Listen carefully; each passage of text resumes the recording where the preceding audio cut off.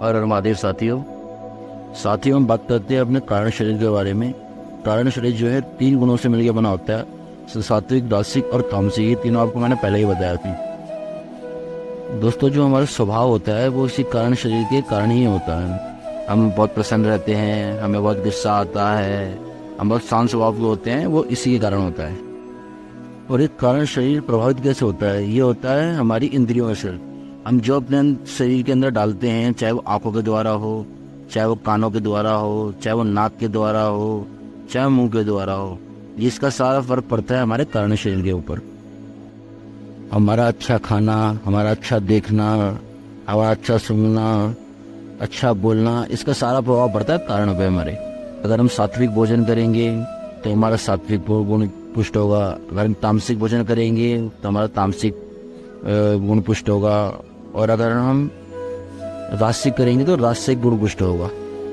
इंद्रिय द्वारा हम जैसा भी काम करेंगे, जैसे भी ग्रहण करेंगे, जैसा भी देखेंगे, उसका सारा प्रभाव हमारे कारण शरीर के ऊपर पड़ेगा। सबसे बड़ा प्रभाव हमारे कारण शरीर पर डालता है हमारे द्वारा किया गया भोजन। आप ये चार्ट देखिए, अगर आप इसके अंदर से जैसा खाना आप खाएंगे वैसा ही आपका स्वभाव बनेगा, वैसा ही आपका कारण बनेगा।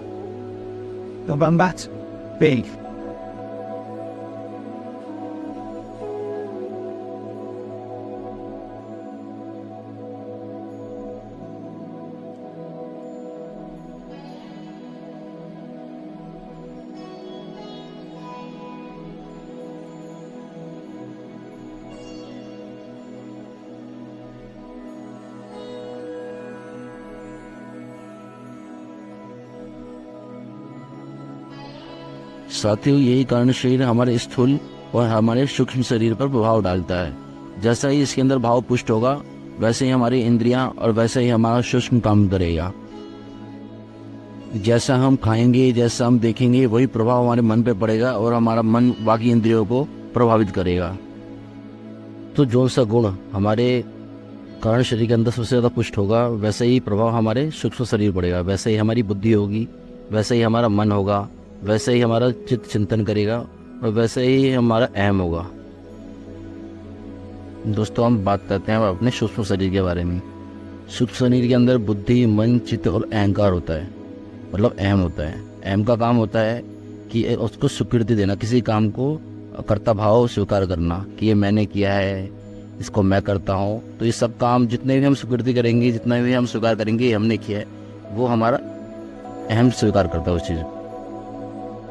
चित्त का काम होता है किसी चीज़ के बारे में चिंतन करना, मतलब किसी चीज़ के बारे में सोचना कि हम सोच रहे हैं कि हमें यहाँ जाना है, यहाँ हमें ये चीज़ खानी है, ये हमारे खाने का मन कर रहा है, तो उसके बारे में सोच रहे हैं। तो ये काम सारा चित्त का होता है।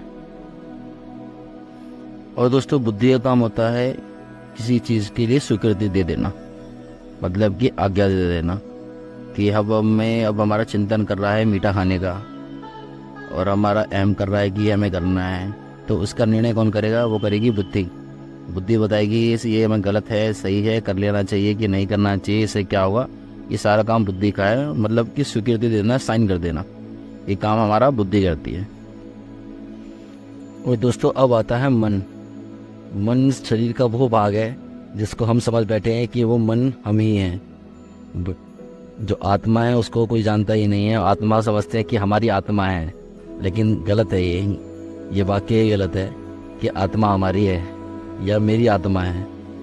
बल्कि हम ये कह सकते हैं कि मन मेरा है, ये मन सब काम करता है, हम तो खाली बैठे देख रहे हैं और ये राजा बना बैठा हुआ है। ये सारे काम जो करा रहा है, ये सब आपसे जो करा रहा है, जो आपको अपने वश में किए हुए है, जो आपको अपने आप को अहम कर्ता भाव स्वीकार कर रहा है, जो बुद्धि पे, मन पे, चित्त पे, स्थूल पे, सूक्ष्म पे, कारण पे, सब पे अधिकार करके बैठा है, वो है मन। मन जो है सबका राजा है। अगर इसको आपने अपने वश में कर लिया तो आप समझ जाएंगे कि आप है कौन।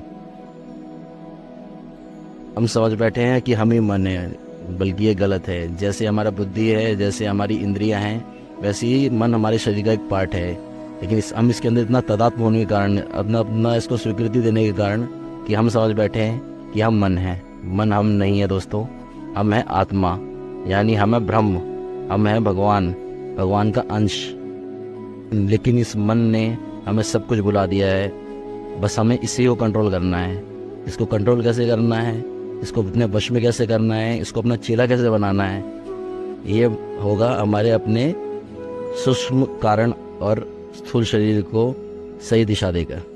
तो इस मन को कैसे वश में करना है, कैसे इसको चलाना है, कैसे उसको भगवत भाव देना है, कैसे इसको अच्छा मार्ग के राह पिलाना है, ये आपको मैं बताऊंगा अपने अगले पार्ट के अंदर। अब इस मन के ऊपर हम कितनी भी चर्चा कर लें, कितना भी इसको बना ले, इसको करना बहुत मुश्किल है, लेकिन नामुमकिन भी नहीं है।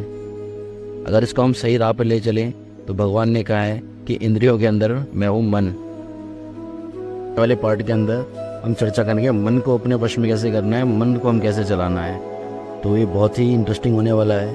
आने वाले टाइम पे हम बात करेंगे कि मन सबसे अहम क्यों है। तक के लिए हरि बोल।